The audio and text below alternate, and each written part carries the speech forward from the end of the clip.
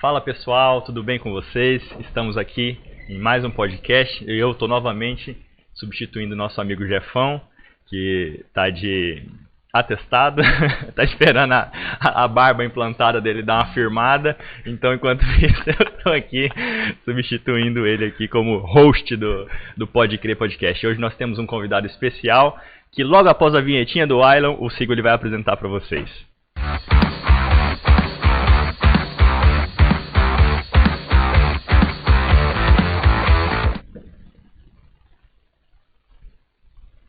Comigo já? Beleza, pessoal? Sejam bem-vindos, né, a esse episódio do Pode Crer Podcast, né? Vocês estão vendo na descrição do vídeo. A gente tem um convidado aqui super especial, a gente vai bater um papo com ele. Ele é um irmão em Cristo que tem caminhado com o Senhor. Ele é de Ariquemes, né? Serve na nova Igreja Batista, NIB. E a gente tem o prazer de receber aqui no Pode Crer Podcast esse irmão que tem sido uma das vozes aqui cristãs, né, na nossa cidade, que tenho certeza que tem influenciado uma galera aí na rede social, e a gente tem esse prazer de receber ele. Então seja bem-vindo ao Pode Crer Podcast, nosso irmão Lindenberg. Eu que agradeço, quero agradecer o convite aí, Denilson, Felipe, todo o pessoal da organização. E para mim é uma honra, um prazer estar aqui participando com vocês. Confesso estar bem nervoso, porque assim, é a primeira vez que eu participo de algo assim, então assim, espero que o nervosismo não atrapalhe. Estou bem feliz, obrigado de verdade pelo convite e obrigado pela descrição aí também. Imagina. Até constrangido com, imagina, cara. Elogios, obrigado de verdade. Eu quero que você assim não fique nervoso, fique tranquilo, porque a gente vai bater um papo legal, né? Sim. E de fato você é alguém que tem influenciado, né? A gente vê, né, quem acompanha você nas redes sociais, vê o seu posicionamento, né, em relação a vários temas que para nós cristãos são caros, né?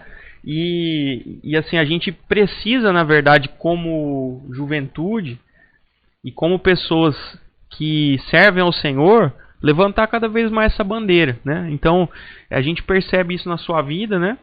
E assim, a gente queria primeiro entender um pouco assim, quem que é o Lindenberg. Fala pra gente conhecer um pouco de você, a galera que está nos assistindo, que está nos ouvindo. Então, o Lindenberg é esposo, pai, um entusiasta das redes sociais e especialmente de pessoas que a gente considera influenciador de rede social, principalmente no âmbito cristão que eu falo.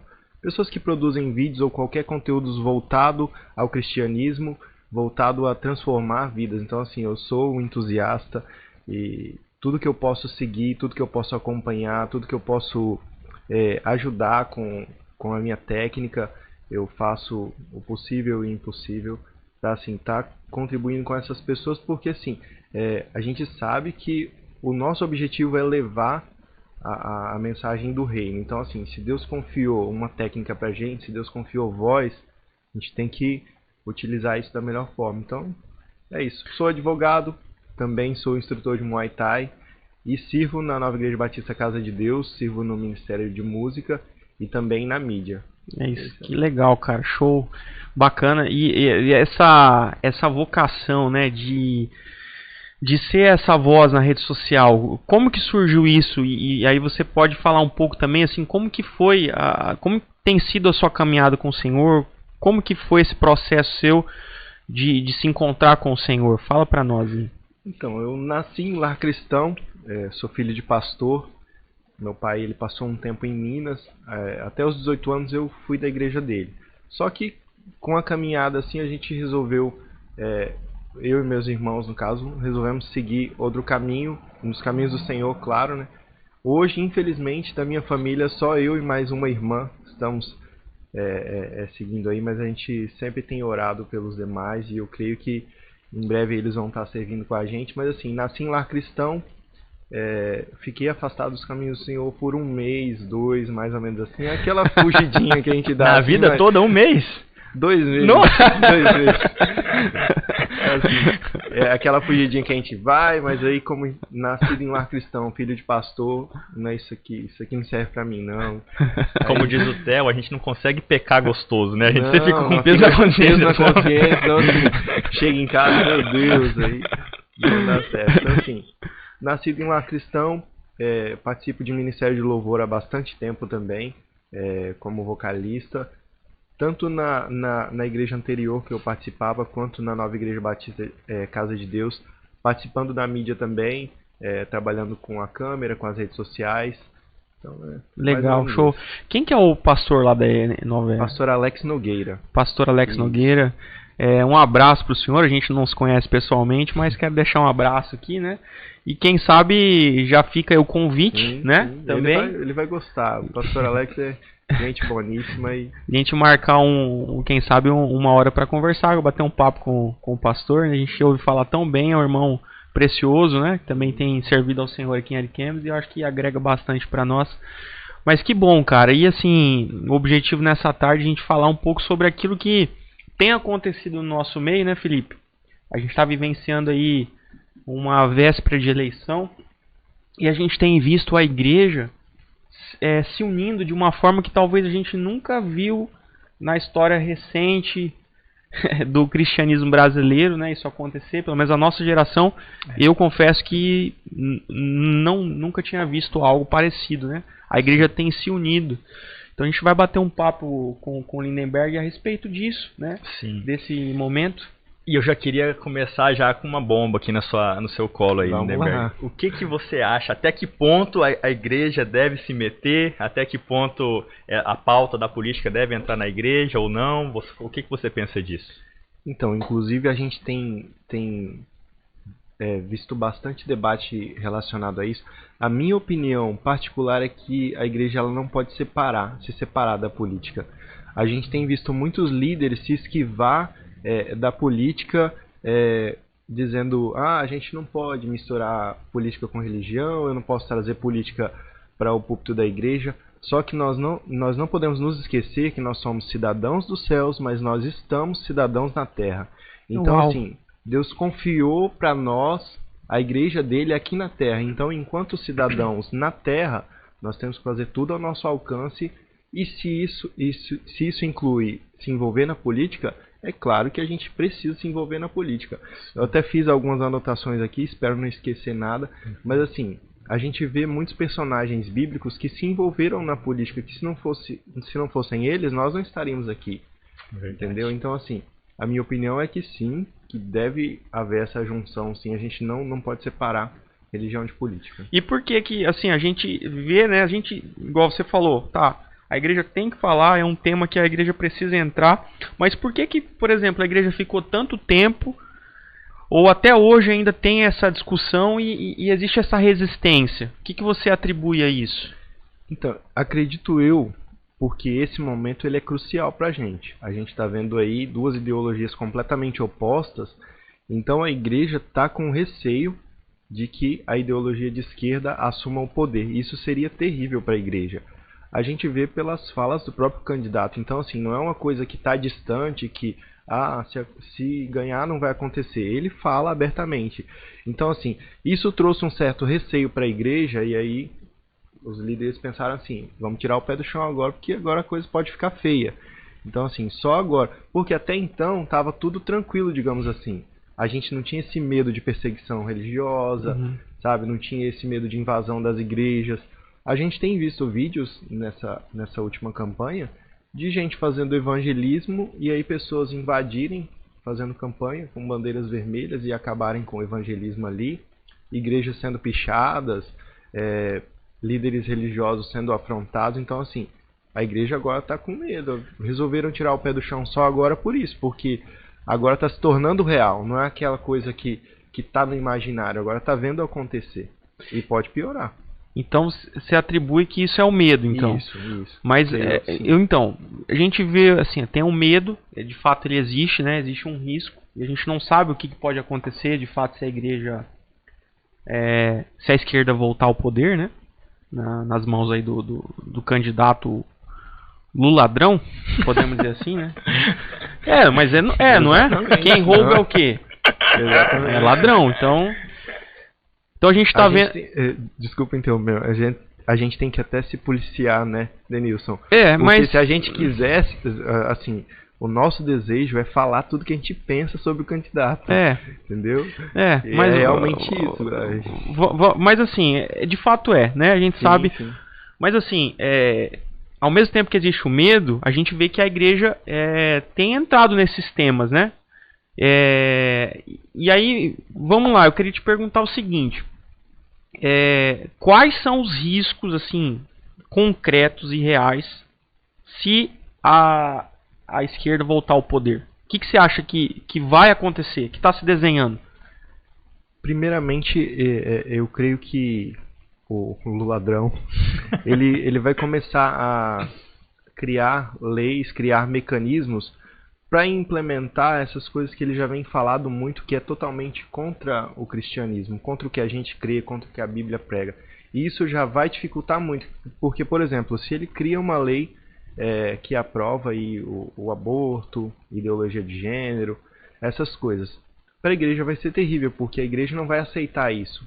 A partir do momento que a igreja não aceitar, ela vai estar indo contra uma lei criada. Claro que, graças a Deus, com a eleição nas duas casas, na Câmara e no Senado, a gente ganhou um fôlego aí, porque o que eu ouvi foi que assim, em torno de 60% de direita e centro-direita. Então, assim, o Lula teria um pouco de dificuldade para aprovar essas leis esdrúxulas que ele pretende. Mas digamos que ele consiga passar nas casas essas leis. O que uma igreja vai fazer, por exemplo, com relação ao casamento homoafetivo? Se o Lula resolve criar uma legislação direcionada a isso, obrigando as igrejas a fazer. O que a igreja vai fazer? Se ela é obrigada legalmente a fazer. Os pastores que se recusarem vão ser presos, vão ser processados. Então, assim, tem toda essa dificuldade. O risco real é esse, da criação de legislação que oprima a igreja a fazer coisas contra a Bíblia.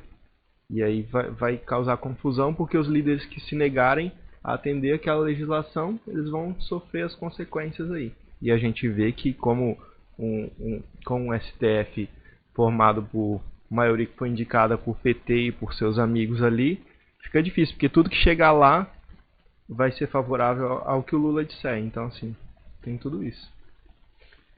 E é interessante, você falou do STF. A gente estava falando aqui antes de começar, né? Será que se a gente falar do STF a gente vai... cair a live. Mas hoje saiu uma notícia de que o Supremo da Colômbia, não foi nem um congresso, o Supremo legisla lá também, pelo jeito, não sei se vocês viram isso, autorizando o casamento de adultos com menores de 14 anos, não sei se vocês viram isso. Não cheguei a ver não, mas eu ouvi alguma coisa a respeito, sim. Sim, eu tomei o cuidado de pesquisar antes para não estar falando besteira aqui, de fato, né, isso aconteceu, e eu acho que nós aqui ainda somos a última barreira de direita, né? Sim, na América Latina. Desculpa interromper. Inclusive, tem uma postagem no Instagram do PT oficial mesmo, com um mapa, onde em volta está tudo vermelho e só o Brasil ainda está em branco. Então, assim, nós somos a resistência. E aí eles acusam de um fascismo lá, né? Então, um pseudo-fascismo criado pelo PT. Exato. E a gente está sendo a última resistência a isso. E aí aconteceria o tão sonhado Foro de São Paulo e todos eles, né, se apoiando para se perpetuarem no poder. E aí com isso, com essa corrente toda, que não é nem só na América Latina, né? A gente vê no mundo todo muito forte isso, né? A esquerda ganhando cada vez mais força e tal, as pautas marxistas ganhando cada vez mais forças. E isso traz uma preocupação para nós, né, enquanto igreja, por conta disso que você falou, de daqui a pouco a gente ir perdendo as liberdades que nós temos hoje resguardadas pela Constituição. Até que ponto isso te preocupa, assim, enquanto pai, enquanto família, isso de daqui a pouco seus filhos terem essa doutrinação que hoje é velada, né, ser de fato uma coisa mais concreta? Isso me preocupa muito, porque eu até estava brincando com um amigo meu hoje, a gente conversando pelo Instagram, e ele falou, o que eu faria se aprovassem uma legislação dessa e um marmanjo entrasse no banheiro, que a minha filha está, e filmasse ela e soltasse na internet, essas coisas assim. Eu com toda certeza eu sairia de si. Então, assim, Essa é a minha preocupação. Porque aprovando isso, assim como os líderes religiosos não aceitariam porque iria contra a Bíblia, os pais não aceitariam uma coisa dessa. Porque, cara, imagina, sua filha, sua princesa lá, um marmanjo só porque se diz... Eu me identifico como mulher, um marmanjo barbado entrar no banheiro da sua filha. É um absurdo. Então, assim, a minha preocupação é real com relação a isso, porque eu vou ser sincero, é difícil respeitar uma lei dessa. Então, assim... Recentemente, inclusive, Armando Nicolas, né, o deputado, teve não sei se vocês viram isso, uma criança trans entrou no banheiro junto com a irmã dele, e a irmã dele filmou isso, né? E aí a esquerda fez um alvoroço tão grande, mudando completamente a história para vitimizar a pessoa, esse menino que estava no banheiro feminino, se dizendo trans, e para que o jogo virasse, o foco virasse em cima de como vocês estão expondo uma criança trans, não sei o quê. Mas é isso que você falou, que pai que vai deixar isso acontecer? Que pai que vai aceitar isso, né? Que pai que vai, né? Então eles cada vez mais vão esticando a corda, vão esticando, com o apoio da mídia, com o apoio de tudo que nos engloba, e daqui a pouco as coisas vão ficando normais para a sociedade, vai ficando normais, vão ficando normais, e daqui a pouco a gente está tendo que lidar com situações como essa que a gente, como eu falei aqui na última conversa com o Isalto, a gente imaginava, eu pelo menos, não imaginava que isso aconteceria tão rápido, assim, que eles cresceriam com essas pautas, eles teriam essa ousadia de ir tão longe, né, com essas loucuras, né, com essas... E o engraçado você falar isso, Felipe, que mesmo com um governo conservador, a gente já tem visto essas pautas nos engolirem, e aí eu ia até falar isso agora há pouco, aí eu vou aproveitar a deixa. Por que acontece isso, Denilson? Eu tenho visto, não sei se vocês concordam comigo, mas todo mundo que apoia a ideologia de esquerda, eles falam, eles brigam, eles batem de frente, eles vão pra cima. Nós, cristãos, de direita, conservadores, a gente é muito passivo. Sim. Isso é um completo absurdo. Se a gente estudar a Bíblia, se a gente ler, se a gente ver as histórias bíblicas, as pessoas que são consideradas os heróis da fé, esse pessoal brigava, esse pessoal ele não era passivo. E hoje nós, conservadores, a gente vai aceitando as coisas, vai aceitando, e aí quando vê, já foi. Imagina só, nós com o governo de direita, a gente já está passando por isso, por toda essa opressão. Imagina só se a gente perder essa chance que a gente tem de colocar um governo de permanecer com um governo de direita e um governo de esquerda assumir. Exatamente. E assim, essa questão da normalização do absurdo, né? Sim. Isso aí a gente vê que é algo que lentamente, com o passar dos anos, até mesmo as artes, né? Através dos filmes, séries, foram normalizando, né, esses absurdos, né? E hoje a gente, por exemplo, conversa com alguém, por exemplo, que está aí defendendo essa eleição do Lula. Aí o cara fala assim, ele usa o seguinte argumento: mas o PT ficou aí 14 anos no poder, você não viu nenhum cristão sendo perseguido, você não viu eles tentando fechar a igreja, você não viu eles apoiando nada disso. Mas assim, eles não fizeram porque eles não conseguiram. Porque a intenção deles sempre foi muito clara. Sim. E aí, isso é tão óbvio que é só você pegar os projetos de lei que os deputados e senadores do PT, eles apresentavam na época que o PT estava no poder. Né? Eu me lembro claramente que ali por volta de 2008, 2009, 2010, nessa época em que o Lula ele era presidente ainda, teve um projeto de lei que ficou muito conhecido, que era a PL 122, que foi proposta por uma deputada do PT, e aí é onde ficou conhecido lá como como é que eles falavam? A criminalização da homofobia, né? Que a ideia era essa, criminalizar a homofobia em livros, tudo que fizesse menção e que de forma implícita incluiria a Bíblia. Então assim, como que eles não fizeram nada? Se eles proporam esse tipo, tentaram. E é muito claro isso, eles só não fizeram porque não conseguiram. E aí se você pega, por exemplo, 14 anos do governo e 14 anos em que essa juventude aí, que hoje aí tá com 20, né, essa molecada de 20 aí, cresceram nessa geração desse normalizar o absurdo, né? Então você acha que hoje esse caminho para aquilo que eles queriam já não está muito mais pavimentado? Não só. Eu digo mais. Foi perfeito na sua colocação. O que eu tenho a acrescentar é que hoje, conforme a gente estava falando do mapa, Felipe, hoje como todos os presidentes dos países ao nosso redor, eles seguem essa ideologia e eles são ou socialistas ou comunistas, ditaduras comunistas, socialistas. O que acontece? Se de tudo eles não conseguissem fazer da forma legal, eu tenho a plena certeza que o Lula se juntaria com essas pessoas e forçaria de alguma forma as Farc, por exemplo, as Forças Armadas Revolucionárias. Gente, é um absurdo não terem acabado com isso. Eles têm muito poder, então assim, se eles se juntassem, eles poderiam muito bem, por mais que o Brasil... Eu não tenho dúvida que poderia acontecer uma guerra, entendeu? Porque o Brasil, as Forças Armadas, elas não permitiriam simplesmente, vamos deixar eles invadirem, vamos deixar eles fazerem. E isso não é radicalismo, gente. As pessoas têm que parar um pouco para pensar que, assim, esse povo ele age assim. Então a gente não pode ser tão passivo de achar, não vai acontecer, isso não vai acontecer nunca, tá viajando. Porque é justamente por isso, por achar que é viagem, que as coisas foram acontecendo. Argentina, Nicarágua, Cuba, Bolívia, e hoje estão como estão. E aí tá assim, o Brasil tá cercado. Se eles não conseguirem legalmente, o que impede esse povo sujo de fazer dessa outra forma? E se a gente não precisa, assim, ir muito longe no tempo. Mas a geração passada, ela teve que lidar com isso. Você pegar 64, né? Que a esquerda hoje chama de golpe militar, né? Mas só vagabundo que é... Então, não é? Então, mas ali não foi uma tentativa de uma revolução armada que os caras queriam? Exatamente. Né? Quem estuda a história de forma longe dos livros de história... É aquela coisa, acuse-os do que você é.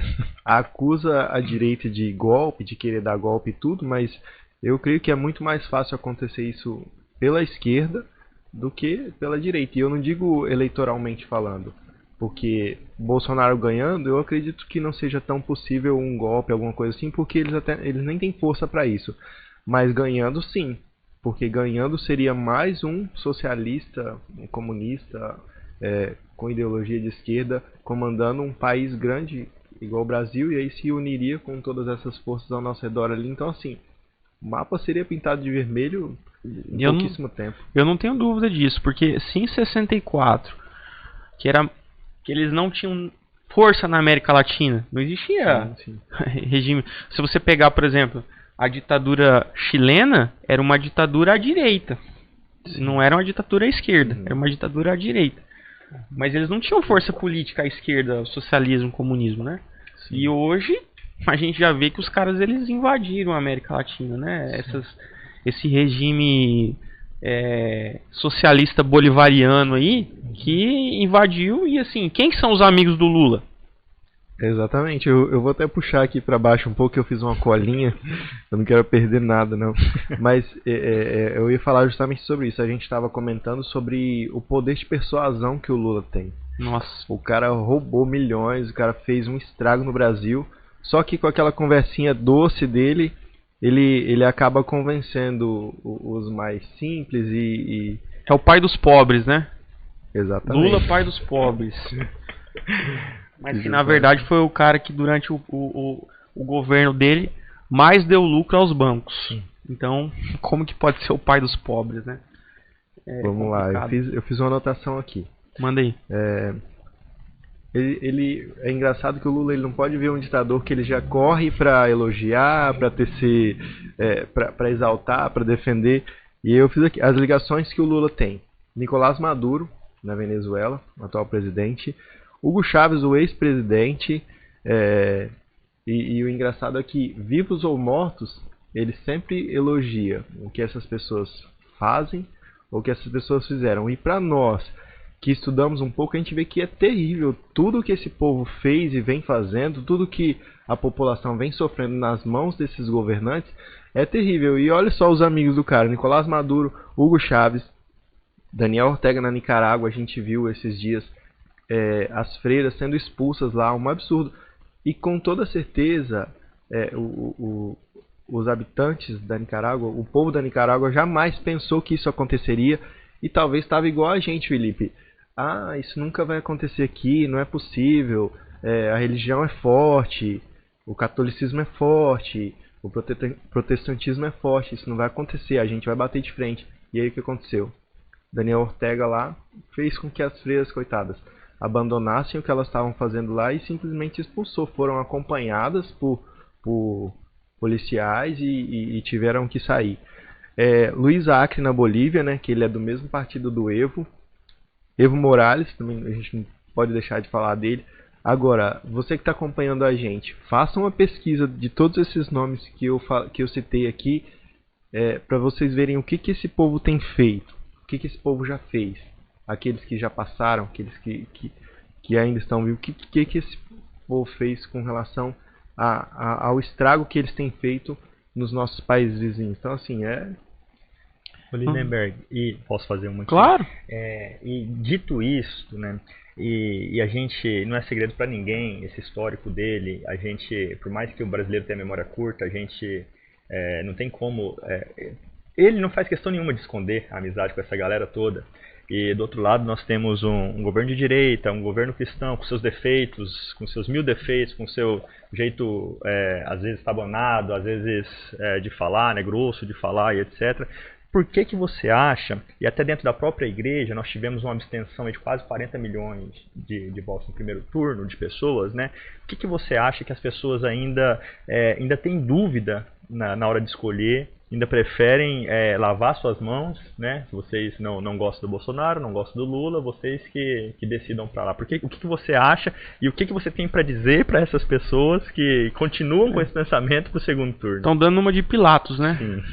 Exatamente. Eu sou sincero, Felipe, em te dizer para vocês que eu não consigo compreender. Quando a gente faz uma simples pesquisa em qualquer rede, é muito fácil encontrar o Lula falando diversas besteiras. Então, assim, me custa crer que um cristão ouvindo isso abre mão do direito de voto, deixando com que corramos o risco de ter um cara desse na presidência. Então, assim, eu sinceramente não consigo explicar o que passa na cabeça. E assim, o que eu poderia dizer para essas pessoas? Façam uma pesquisa. É simples. Eu, Denilson, Felipe, a gente não pode colocar na cabeça de vocês que vocês precisam votar. Mas se vocês pararem um pouquinho e fizerem uma pesquisa, não só com relação ao Lula, mas com relação a todos aqueles que ele tem apoiado, se não se decidir em votar no Bolsonaro, aí não conhece as escrituras. Porque o que a palavra nos ensina vai totalmente na contramão do que a esquerda, do que a ideologia esquerda prega. Então, assim, é um absurdo um cristão se abster. E outra coisa, digo mais. Lendo a Bíblia, a gente sabe que essas pessoas vão ser cobradas. Então, assim, um exemplo para vocês. Eu não gosto do Bolsonaro porque ele fala muito, sei lá, palavrão, ele é bruto, não sei o que. Aí eu não voto nele e o Lula assume. Muitas pessoas jogam a culpa no poder de Deus, na soberania de Deus. Eu acho um absurdo cristãos falando nesse momento que Deus continua soberano, ele é soberano, ele continua soberano, sim. Só que ele nos deu essa opção, esse direito de escolher. Eu sempre brinco, Deus não vai descer do alto da glória dele para apertar o botão 22 lá. Ele colocou lá a vida e a morte, a bênção e a maldição. Só que ele fala, escolham a vida. Eu não estou falando que o governo Bolsonaro é a vida, mas a palavra nos ensina. Tem duas escolhas. Você precisa escolher. Deus não vai descer do alto da glória dele para fazer o natural, para fazer o físico. Ele faz o sobrenatural. Mas se tem a urna, se tem o botão para apertar, Deus vai fazer? Não, ele continua soberano? Continua. Está tudo sob o controle das mãos de Deus? Está, e eu creio plenamente nisso. Só que quando a gente erra, Deus não tem responsabilidade nisso, ele vai continuar soberano, só que isso vai ser cobrado da gente. Então, assim, é nisso que essas pessoas que se abstêm têm que pensar. E eu acho que uma questão que a gente precisa deixar bem claro, né, é que enquanto cristãos, a gente precisa entender o que é o cristianismo, né? E entender que o voto, ele deve sim ser uma extensão da nossa fé. Sim. Se você é cristão e vota, mesmo sabendo que o Lula é um defensor das ideologias de esquerda, né? Sabendo tudo que ele é e tudo que ele fez, tudo que a gente tem falado aqui, se você ainda pensa em votar num cara como ele, ou você não entendeu nada sobre o cristianismo, ou você não entendeu o que de fato é que nós estamos falando aqui, que a esquerda tenta a todo custo, né? Então a gente precisa entender isso, porque nós não estamos defendendo aqui o Bolsonaro comprando a ideia de que ele é o cara que é o 100%. Não, nós estamos aqui combatendo o que é a esquerda e o que é o socialismo, o que é o PT, né, de forma muito clara. E hoje nós temos uma escolha a fazer. Não tem uma terceira via, como tentaram emplacar aí. Não existe isso. Hoje é uma decisão. Ou é um ou é outro. Você votar em branco, você está sendo como Pilatos. Está deixando os outros decidirem por nós. Né? E eu acho que, assim, né, é claro que defensores cegos tem dos dois lados, né? Mas eu acho que a grande maioria da igreja discorda de muitas coisas que o Bolsonaro fez, mas, principalmente dos brancos e nulos aí, ou dos que não votaram, né? O que precisam entender é que ninguém está avalizando o Bolsonaro aqui, ninguém está dando um cheque em branco, ninguém concorda com 100% que ele fala na igreja, né? A grande maioria não concorda com isso. Mas a gente nunca teve nossos direitos ameaçados pelo Bolsonaro. Nossos princípios conservadores nunca estiveram ameaçados pelo Bolsonaro. E do outro lado, a gente tem 1, 2, 3 mil exemplos da esquerda tentando minar os princípios conservadores, acabar com família. A gente vê isso, a gente fala, vocês são extremistas, quando que acabou com a família? A gente vê isso o tempo sempre todo. Essa desculpa, né, Felipe? Exatamente. Eles jogam um extremismo no meio. Querem nos taxar de fanáticos, fascistas, né? Qualquer coisa que a gente fale, qualquer tentativa de defender a família, defender os princípios conservadores que são, para nós, são umas coisas simples, né? Tá eles na Bíblia, nos taxam dessa forma. Exatamente. Então, ninguém está avalizando o Bolsonaro, ninguém está dando um cheque em branco. Nossa principal atuação, por que a igreja tem falado tanto de política, como o Sigoli falou, né, talvez como nunca antes, é por essa preocupação de ter nossa liberdade de culto, liberdade de mandar dentro da nossa casa, de educar nossos filhos da forma que a gente aprendeu, através da palavra. Então, eu acho que essa é a nossa principal preocupação. Ninguém aqui defende o Bolsonaro com 100% de alforria. Mas a nossa principal preocupação é essa, ter os nossos direitos cristãos, os nossos princípios conservadores resguardados. Né? Isso, e o legal de você falar isso é que eu até ia falar quanto à fala do Denilson. O pastor Theo Hayashi, ele foi bastante criticado por causa dessa questão de falar que o voto é a extensão da fé, e eu concordo com ele. Quem faz críticas, eu não entendo, porque realmente tem que ser assim, gente. Sim. Se eu leio a Bíblia, se a minha se é a regra de fé e prática, e ela diz para eu ir para um caminho, sim, e eu estou concordando com a ideologia que vai para o outro, eu estou em desobediência com a palavra. Então, assim, não dá para compreender. Sim. Porque, tipo, como é que você vai separar o cidadão Lindenberg do homem de Deus Lindenberg? Tipo assim, a pessoa que faz isso, ela tá separando as coisas. Sim. E nós somos um só. Deus, você não é crente porque você tá na igreja, você não é crente só final de semana. Né? Não, gente, pelo amor de Deus. E é uma questão de inteligência também, né? Sim. Eu acho que a questão de escolher aí esses dois lados é uma questão de inteligência. Pô, pensa aí. Quanto que o PT não roubou? Né? Aí o cara vem, mas o Lula foi absolvido. Essa é a pior mentira que existe. Lula não foi absolvido de nada, gente. Esse é o nosso maior problema. As mentiras. Desculpa te interromper, mas não, só para não perder. A mídia hoje, ela é esquerdista completamente. A gente vê isso. Deus teve misericórdia da gente e colocou a internet na nossa vida, porque hoje o nosso esclarecimento com relação às falcatruas, às mentiras, às fake news, né, vem tudo pela internet, porque as mídias, Não salva uma. É muito complicado você tirar uma reportagem que não penda para a esquerda, que não penda para Lula e que não detone Bolsonaro. E como o Felipe bem disse, a gente não está falando da pessoa e todos os líderes religiosos, pelo menos aqueles que eu acompanho, Felipe, todos os líderes religiosos que apoiaram, que decidiram votar no Bolsonaro, eles sempre deixam claro: eu não estou votando no CPF, eu não estou votando na pessoa, mas em uma ideologia que mais caminha para o que a Bíblia diz. Ele tem os erros, ele tem as falhas, tem, eu concordo. Assim, eu não concordo com tudo que ele faz ou fala, só que esse não é o momento, Felipe, Denilson, da gente ficar: eu não concordo com isso que o Bolsonaro faz, eu não concordo com aquilo. Não por nada.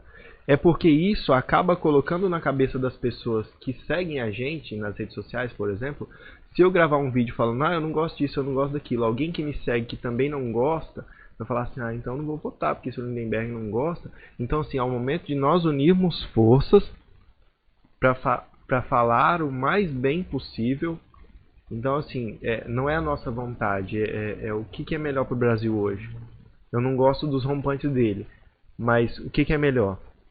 Os rompantes dele, que é um cara que fala a verdade, fala na sua cara, briga com você, às vezes até te xinga, ou o Lula que na frente das câmeras fala manso, fala que não vai atacar a religião, que não vai atacar a família, mas por trás a gente vê o que acontece.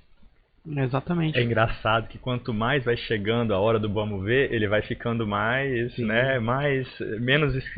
O Lulinha paz e amor. Eu gravou um vídeo falando que é contra o aborto, que é. todas as ex-mulheres dele... Ele é muito mentiroso, não, e ele fala de um jeito, né? Mas ele tá imitando o pai dele, ué.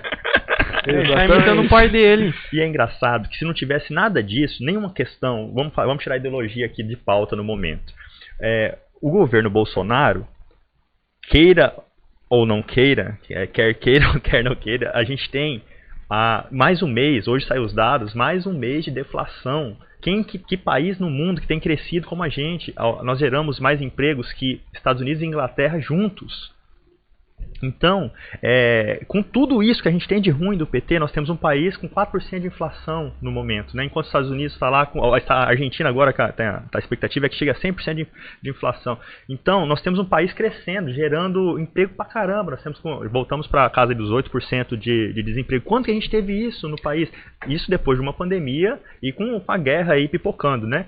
Então, com tudo isso, nós temos um bom governo. Nós temos o Paulo Guedes lá, que é um ministro sensacional. Nós temos o Tarcísio, né, que fez um trabalho. Então, a gente nunca teve assim, né, de um bom período para cá, ministros técnicos, era sempre aquela, né, o indicado do fulano. Toma lá da cá. Então, se já não bastasse esse, que é o primeiro motivo pelo qual nós votamos, né, na direita, que são essas questões ideológicas, nós ainda temos isso tudo, que são coisas que advogam pro Bolsonaro. Então fica difícil mesmo a gente entender por que um cidadão ainda, né, esteja em cima do muro ou esteja pensando em... Eu falei que eu acho que é um pouco de questão de inteligência, né? Por exemplo, a pessoa fica com eu tenho nojinho de votar no Bolsonaro porque o cara não teve empatia na pandemia. Pô, de fato, ele mandou mal. Mas assim, você pegar e falar que não vai botar no cara porque o cara falou grosso ou falou algo que você desagradou, e você pegar e entregar a chave do banco para os ladrão poder voltar lá e roubar, sim. Não dá para entender, é uma falta de inteligência. E aí, se você considerar que o Lula na verdade foi ressuscitado pelo STF depois de ter sido condenado por um juiz, por um tribunal de justiça e pelo STJ. Aí os amigos dele que estavam lá no STF, todos indicados pelo PT, o que fizeram? Ressuscitaram o cara, né? Por uma questão, não foi de assim, tinha uma prova ilegal, não, o Lula foi coagido, não, as pessoas foram torturadas para condenar o Lula. Não, era uma questão de competência territorial, que quem conhece um pouco de direito sabe que nunca foi uma causa de nulidade absoluta. E sabe o que eu acho mais engraçado nisso? Eles sabiam se existe, e a gente que entende de direito, a gente entende que existe, mas é como você disse, não atrapalharia. Mas eles sabiam, Felipe, desde o começo. Então por que lá eles já não fizeram isso? Porque daí lá já alteraria a competência e resolveria o problema. Tudo normal. Mas o que acontece? Sabidos como são, esperaram acontecer, esperaram a condenação, esperaram ser preso para virar um mártir, entendeu? Isso. E aí quando o cara ia completar os 70 anos, eles vão lá e falam, não, gente. Isso. Por quê? Porque ele completa, aí a prescrição reduz pela metade. E então, o cara... E eles não têm vergonha na cara, porque Não nós tem. que entendemos um pouco de direito e de política, a gente entende essa jogada que eles fizeram. Mas a pessoa comum não entende isso, a pessoa acha que simplesmente realmente houve nulidade e o cara foi injustiçado e é um mártir porque foi preso e tá todo mundo errado e vai acabar, escuta só.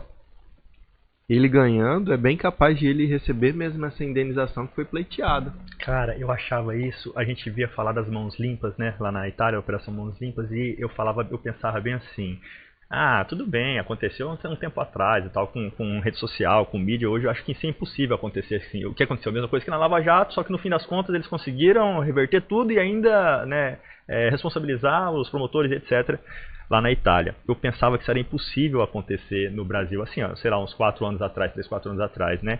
E a gente tá vendo isso acontecer. Exatamente. Deltan já foi processado, o Moura aí quase, né, ainda bem que conseguiu se eleger para ter um pouco mais de poder, de força. 4 anos para trabalhar, para reverter isso, exato. porque senão então, se sair da vida política aí perde o foro e... E aí, não, Pode complementar. Não, pode falar. Ainda bem que você me cortou, porque eu ia falar aqui uma fala do Capitão Nascimento, que o sistema é F. Tá. Ainda bem que você me cortou. Não, mas eu ia falar o seguinte, né, cara? Tipo, dentro dos males aí que a gente via durante o governo petista, a gente pode falar muita coisa que hoje a gente não vê.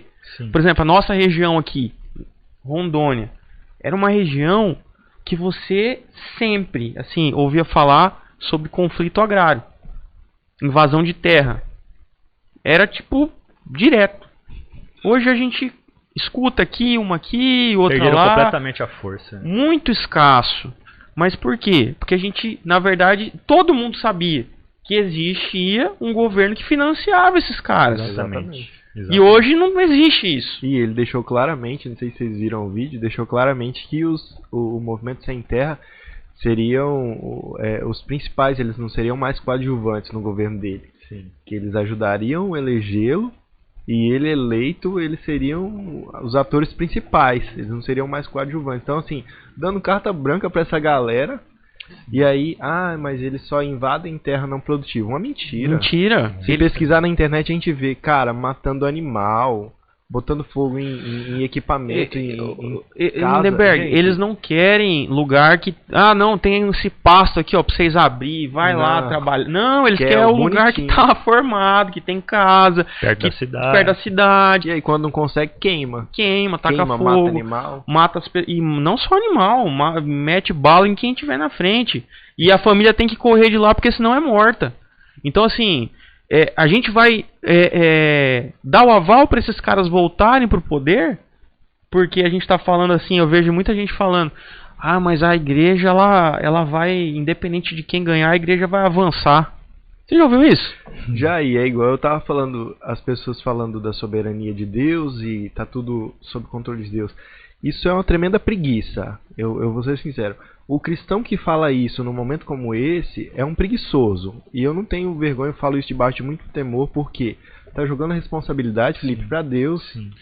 É pra gente fazer, mas aí eu falo que tá que Deus vai continuar soberano, que tá tudo no controle das mãos dele, porque se aconteceu, com perdão da palavra, se aconteceu uma merda, não, Deus mas é soberano, entendeu? Foi porque Deus quis, Deus quis assim, joga pra Deus, tá tudo certo. Exatamente. E cara, olha só, que a igreja avança, todo mundo sabe que a igreja avança, porque tem músicas falando sobre isso, né? O Coliseu não parou a igreja. Não, é só a gente olhar para Apocalipse. O que é o final do Apocalipse? O apóstolo João tá vendo lá novos céus, nova terra e uma cidade que desce do céu, Nova Jerusalém. Isso, e só que o que acontece? Se a gente pode adiar isso com uma atitude nossa, terrena, por que a gente não vai fazer? Entendeu? Sabe por quê? Porque é muito egoísmo, outra coisa também, que a gente até faz, a gente até fala. Maranata. O que significa Maranata? Ora vem, Senhor Então, Jesus. só que o que eu acho? É um egoísmo porque... E eu explico por quê. Vocês vão entender. Se eu hoje falo Maranata, meus irmãos... Só uma irmã minha que... Só uma das minhas irmãs que estão na igreja. Se eu falo Maranata, desejo que o Senhor venha. Se o Senhor vier mesmo, os meus irmãos vão se perder. Então é um egoísmo sem tamanho. Então assim, a gente tem que ter muito cuidado porque a gente vê os cristãos extraindo textos bíblicos para justificar preguiça, para justificar medo, para justificar falha, para justificar pecado. Então assim, cara... Isso é verdade, eu concordo.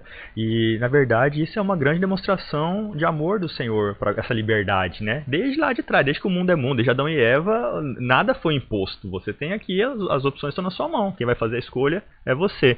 Então, nada nos é obrigado, nada nos é imposto. Então, nem tão pouco o candidato, né, à presidência. Então, como o Lindenberg falou, isso está... O Senhor deu o livre-arbítrio, né? Desde lá do jardim, né? Sim. Então, hoje, inclusive, eu estava ouvindo o podcast do Theo que ele lançou hoje. Não sei se vocês ouviram. Não. Saiu um podcast hoje, ele falando exatamente isso.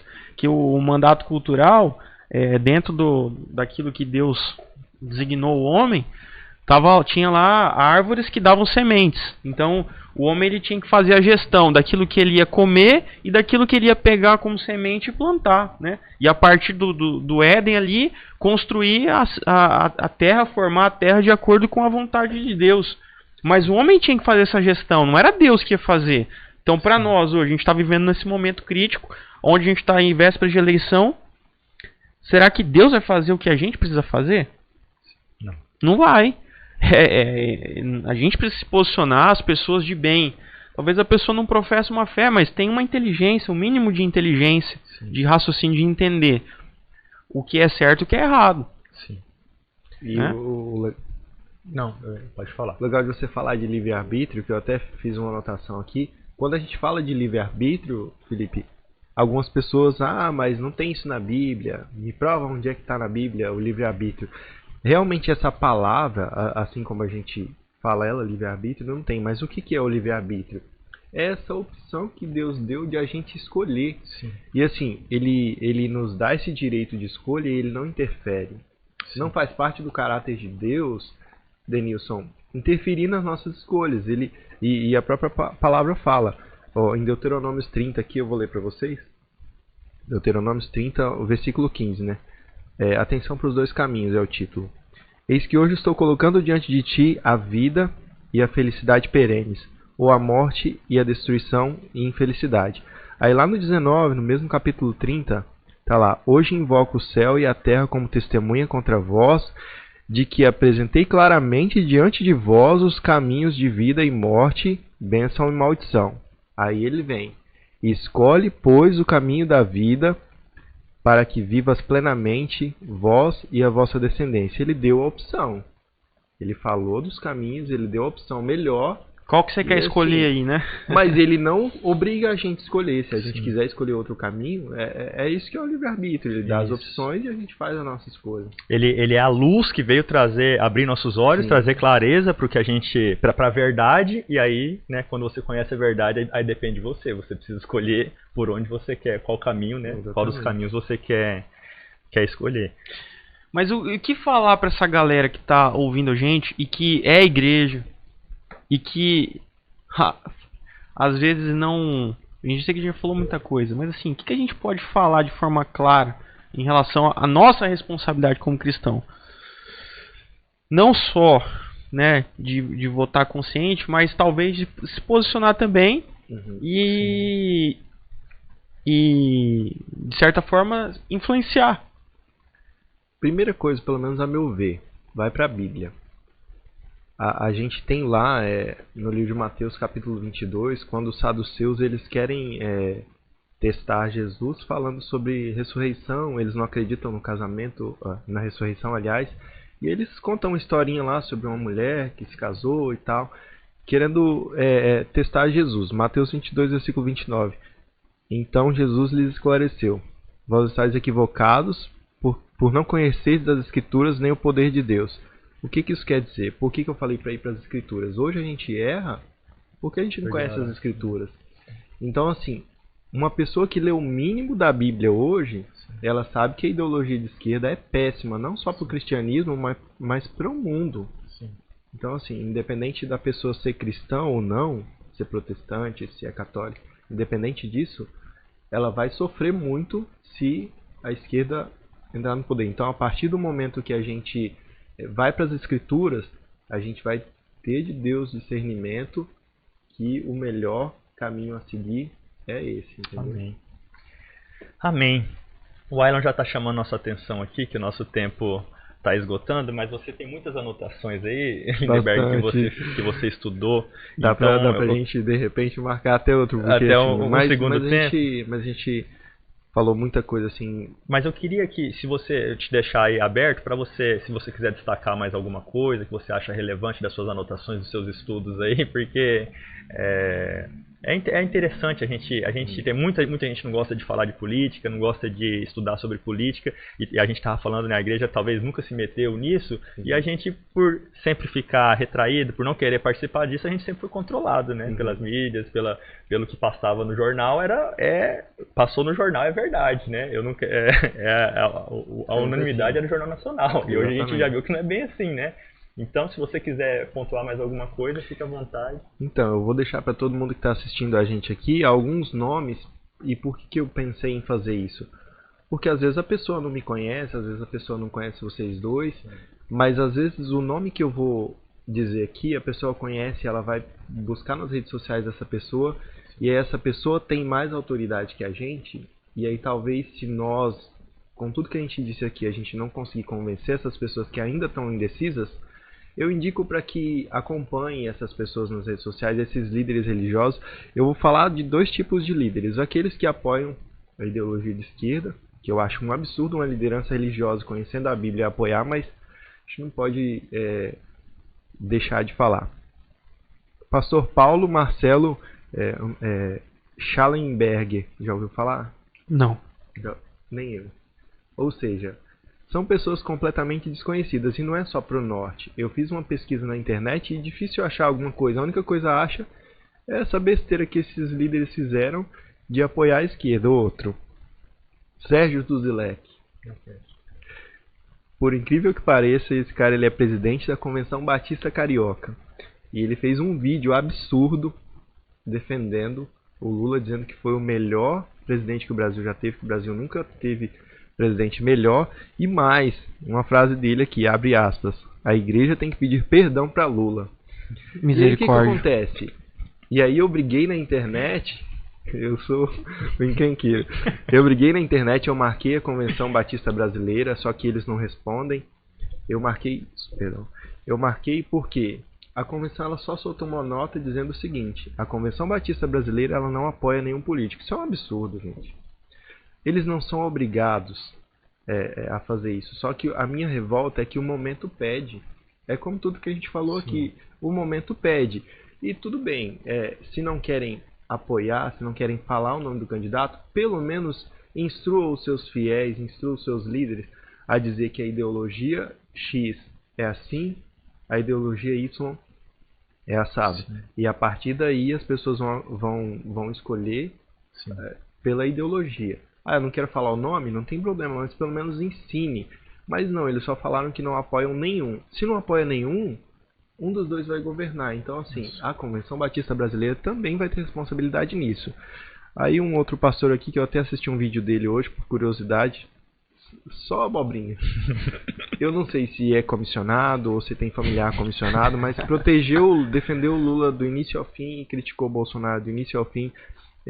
Ariovaldo Ramos, já ouviram falar? Esse eu já ouvi falar. Esse é um dos precursores ele é líder da Comunidade Cristã Renovada. Ele é um dos precursores da teologia da missão integral. Já ouviu falar sobre essa teologia? Eu nunca tinha ouvido falar disso. A teologia da missão integral é um braço evangélico da teoria da libertação, que está inserido dentro da Igreja Católica, que assim é esquerdismo puro. Então, e aí eu tive curiosidade de assistir um vídeo passando ali algumas partes, assim, um completo absurdo. E assim, eu não encontrei muitos mais líderes. Eu encontrei esses 3 nomes. Aí tem um outro também que eu até tinha alguma coisa dele no Instagram, mas eu não consegui encontrar. Mas enfim, pouquíssimos líderes religiosos. alguns até desconhecidos. E quanto ao respeito a eles, eu nem vou falar, porque assim, se eu não conheço, como é que eu vou... Então, aí agora, os que respeitam e falaram abertamente que vão apoiar a ideologia de direita, e você que está em casa acompanhando a gente, pode ir anotando esses nomes. Se nada do que a gente falou aqui convenceu você, eu não tenho dúvida de que algum desses líderes aqui, com toda certeza, vai ter alguma coisa para acrescentar. Theo Hayashi falou abertamente, e é aquilo que o Felipe falou. Tanto o Theo quanto os demais, eles falaram assim: a gente não está apoiando um CPF. Não é a pessoa do Bolsonaro. É a ideologia que ele prega, que caminha que mais condiz com o que as escrituras dizem. Theo Hayashi, Luciano Subirá, super respeitado no mundo cristão, no meio cristão, aliás. Pastor Márcio Valadão, olha a idade do homem. Vamos estar aí no cristianismo, sei lá. André Valadão tem levado pedrada dia e noite, porque assim, ele é até bastante incisivo, e eu até gosto disso, porque eu me vejo muito nele. Porque o receio de a esquerda tomar o poder é tanto que ele está dando todo o sangue dele. E o que acontece? Está apanhando muito. Sim. E eu ia até falar, foi bom eu ter lembrado disso, que assim, hoje os líderes religiosos, eles abrem muito mão de falar disso com medo de perseguição. Aí eu pergunto para vocês, esses líderes que têm medo dessa perseguição hoje, como é que vai ser daqui uns dias? Ou quando se aproximar mesmo o grande dia, que a perseguição vai ser verdadeira. Não vai ser igual está acontecendo, que é xingamento na internet, ameaça. Isso é ruim, mas cara, não chega nem aos pés do que vai acontecer mais pra frente. Então assim, se hoje eu tenho medo de me posicionar por causa dessas afrontas, imagina lá pra frente. Ana Paula Valadão também, Ezenete Rodrigues. Autoridade. Eu nem tô perguntando pra vocês se vocês conhecem, porque conhecendo vocês, eu sei que vocês conhecem. Então assim, a pastora Thalita, ela veio em Porto Velho semana passada. A minha esposa até foi no culto que ela esteve.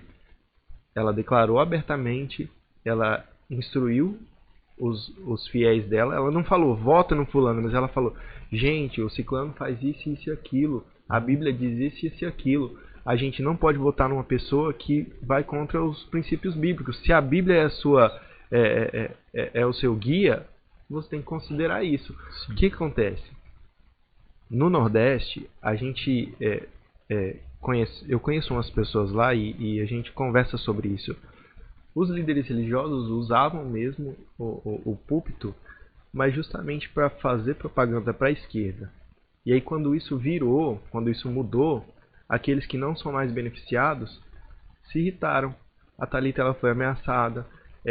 Eu vi alguns amigos compartilhando o post de um outro pastor que deve ter algum probleminha com ela lá, que criticou de forma ferrenha a atitude dela. Então assim, a gente tem que estudar todo o entorno justamente para não deixar cair em engano. Sim. Porque às vezes a gente vê, Denilson, alguma coisa na internet, eu acho legal, eu vou compartilhar, mas aí eu entrei no Instagram do cara e eu fui stalkear lá. Eu falei, gente, um cristão que não faz esse papel de stalkear para verificar desde o começo o que o cara fazia. E aí o que acontece? Eu entrei no Instagram dele, não demorou começar a aparecer uma propaganda de um curso que ele estava vendendo. Ou seja, a pessoa aparece na mídia para que o nome dele fique conhecido.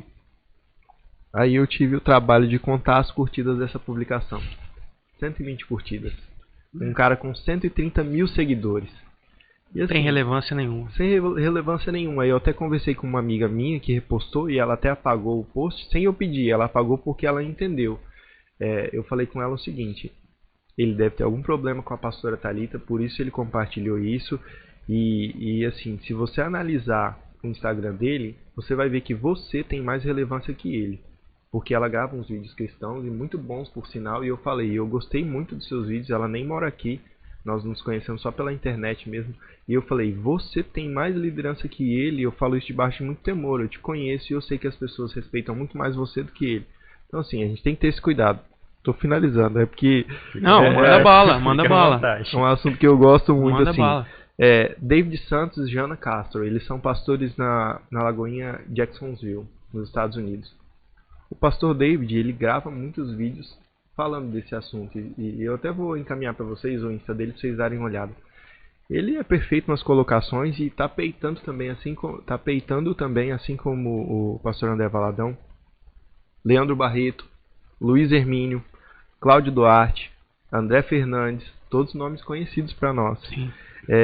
Eu vou falar dois aqui que algumas pessoas não gostam muito deles, mas assim, independentes, são os líderes religiosos, têm relevância e para nós cristãos isso é importante. Silas Malafaia e o Marco Feliciano também declararam voto ao Bolsonaro. Então assim, alguns desses, eles fizeram uma manifestação mais singela, mais tranquila, só que fizeram. Já é o suficiente, porque uma pessoa minimamente inteligente que segue esses caras, que é liderado por eles, vai falar assim, não, se o meu líder diz que o melhor caminho é esse, Sim. é isso. Porque o cajado que exorta é o cajado que tem que indicar o caminho também. E isso não fala só do caminho do céu. Sim. É aqui na terra, é aquilo que eu disse no começo. Nós somos cidadãos dos céus, mas nós estamos cidadãos na terra. Então, o cajado do líder que serve para exortar, ele tem que servir também para indicar o caminho certo aqui, hoje, na terra. Porque o caminho do céu, o caminho da vida eterna, a gente tem nas escrituras, a gente ora a Deus e Deus nos revela através de oração. Então, Amém. as lideranças elas têm que começar a se posicionar. Amém. Só para complementar, falar um nome também que você não acabou citando, mas eu acho que é importante porque, principalmente que a gente tenha pessoas um pouco mais velhas que conhecem, Eu né? tô pensando na mesma pessoa que você. Será? Aí, deixa eu falar, desculpa interromper, que eu me esqueci, senão ele vai puxar minha orelha. Meu pastor também. O meu pastor Alex também, Nogueira. Pastor Alex, Mas eu ia falar da Valnice Milhomens. Que assim, é uma voz profética no nosso país, né? Nosso Tantos pastor anos. também, Irani também. É o pastor Irani, nosso irmão Irani. E a Valnice Milhomens tem uma história até interessante que eu fiquei sabendo, né? Que o Felipe, quando ele ia pra Goiânia, ele ia ouvindo a Valnice Milhomens recitar a Bíblia daqui até Goiânia, né? É verdade. Meu Só pai que você não lembra colocava dessa na rádio, história. Eu não lembro. Mas cara, ela é uma mulher de Deus, assim, ela tem... Esses dias eu tava estudando pra ministrar sobre jejum, e ela jejuou 4 anos pelo Brasil, sem comer nada assado ou frito, só, tipo o jejum de Daniel mesmo, assim, sabe? Então ela é uma mulher, assim, ela é só o fiapo, de tanto que jejua, né? Então é uma mulher que, com certeza, quem já ouviu, já foi abençoado por ela. Mas, então, pra gente caminhar pro encerramento aqui, eu queria que você deixasse o seu @ pra gente te seguir aqui, Lindenberg. Aí o Ailon vai colocar na tela aqui embaixo. Isso, e se a galera quiser fazer também alguma pergunta, eu me disponho a responder. Boa. Se de repente eu falei alguma besteira aqui, porque assim, a gente não tá livre disso. Heresia eu creio que não. Heresia eu creio que eu não falei não, mas se eu falei alguma besteira ou alguma informação errada, podem me questionar. Aquilo que eu não souber, eu vou buscar no meu pastor, nos meus líderes. Então assim, o meu @ é Lindenberg Souza. É um nome um pouco complicado, mas eu vou passar para a técnica. Souza com Z? Isso, Souza com Z. LINDENBERG mudo, Souza com Z. Boa. Valeu, queríamos te agradecer, Lindenberg, mais uma vez pela presença, né? Obrigado por você ter aceitado nosso convite, bater esse papo tão importante aqui, né? E a gente foi muito abençoado pela sua presença aqui, então saiba que nós da Igreja Henry Kemes ficamos muito felizes de ter você com a gente aqui.